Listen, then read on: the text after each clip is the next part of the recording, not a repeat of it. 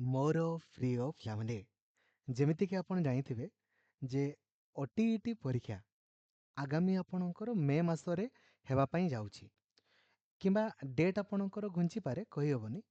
ତ last date ଆପଣଙ୍କ ପାଇଁ ଆପ୍ଲାଏର 9 ମେ ପର୍ଯ୍ୟନ୍ତ ଆପଣଙ୍କ ରହିଛି।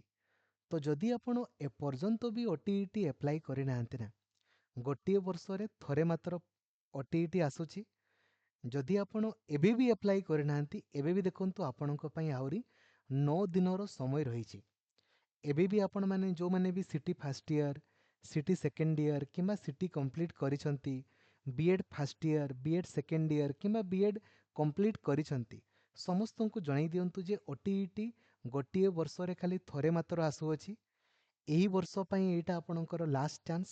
ଯଦି ଆପଣ ଏବେ ବି ଆପ୍ଲାଏ କରିନାହାନ୍ତି, ଆପ୍ଲାଏ କରିଦିଅନ୍ତୁ, ଯଦ୍ୱାରା କି ବହୁତ ଇଜିଲି ଆପଣମାନେ କ୍ୱାଲିଫାଇ କରିକି ଆଗାମୀ ଯାହା କିଛି ବି ଭ୍ୟାକେନ୍ସି ଆପଣଙ୍କର ଆସିଲା ସେଥିରେ ଆପଣମାନେ ପାର୍ଟିସିପେଟ୍ କରିପାରିବେ।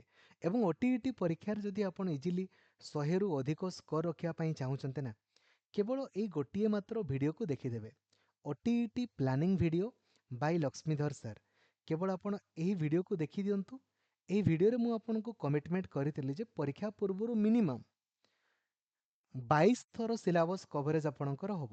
ଅଲରେଡ଼ି 18ରୁ 19 ଥର ହେଇଗଲାଣି। ଏଇ ମାସରେ ଆପଣଙ୍କର ଆଉ 3ରୁ 4 ଥର ଆପଣଙ୍କର କଭରେଜ ମୁଁ କରିଦେବି, ଠିକ୍ ଅଛି। ଆଉ ଯଦି ଏକ୍ଜାମ୍ ଡେଟ୍ ଆପଣଙ୍କର ଘୁଞ୍ଚିଲା, ଧରାଯାଉ ଗୋଟେ ମାସ ଆପଣଙ୍କର ଘୁଞ୍ଚିଲା, ଦେନ୍ ଆହୁରି ମୁଁ 8 ଥର ଆପଣଙ୍କର ସିଲାବସ୍ କଭରେଜ ଆପଣଙ୍କର କରିଦେବି। ଏବଂ କେମିତି ସବୁ କ୍ୱେଶ୍ଚନ୍ସକୁ ଦେଖୁ ଦେଖୁ ଆପଣ ଉତ୍ତର କରିପାରିବେ ତାହା ମଧ୍ୟ ଆପଣଙ୍କୁ ମୁଁ ବତେଇଛି। କିନ୍ତୁ କ୍ଲାସ୍ କରିବା ପାଇଁ ପଡ଼ିବ। ଆପଣ କହିବେ ମୁଁ କ୍ଲାସ୍ ହିଁ କରିବିନି, କ୍ଷମା କରିବେ, ହେବ ନାହିଁ। ତ ସମସ୍ତଙ୍କୁ ଜଣାଇ ଦିଅନ୍ତୁ, ଯେଉଁମାନେ ବି CT first year, CT second year କିମ୍ବା ସିଟି କମ୍ପ୍ଲିଟ୍ କରିଛନ୍ତି, BEd first year, BEd second year କିମ୍ବା ବିଏଡ଼୍ କମ୍ପ୍ଲିଟ୍ କରିଛନ୍ତି, OTET ପାଇଁ ଲାଷ୍ଟ ଡେଟ୍ ଆପଣଙ୍କର ଆଗାମୀ 9 ମେ ଆପଣଙ୍କର ରହିଅଛି, ଠିକ୍ ଅଛି। ଏବଂ ଏହି ପ୍ଲାନିଂ ଭିଡ଼ିଓକୁ ଯେମିତି ଆପଣମାନେ ଦେଖିବା ପାଇଁ ଭୁଲିବେନି। ଏହି ପ୍ଲାନିଂ ଭିଡ଼ିଓକୁ ଦେଖିଲା ପରେ ହିଁ ଆପଣମାନେ ପଢ଼ା ଆରମ୍ଭ କରିବେ। ଏବଂ କ୍ଲାସ୍ ଆପଣଙ୍କ ପାଇଁ ସବୁଦିନ ଲକ୍ଷ୍ମୀଧର ସାର୍ ଅଫିସିଆଲ୍ ଆପ୍ଲିକେସନରେ କ୍ଲାସ୍ ଆପଣଙ୍କର ସବୁଦିନ କରାହେଉଛି, ଠିକ୍ ଅଛି। Thank you. ଜୟ ଜଗନ୍ନାଥ। ଧନ୍ୟବାଦ। Thank you.